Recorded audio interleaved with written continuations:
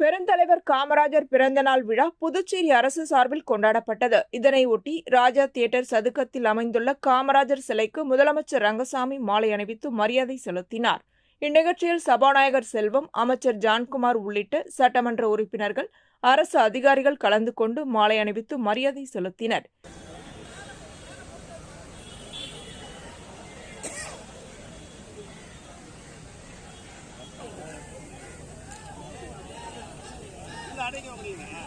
கொஞ்சம் நல்ல பின்னால வாங்க.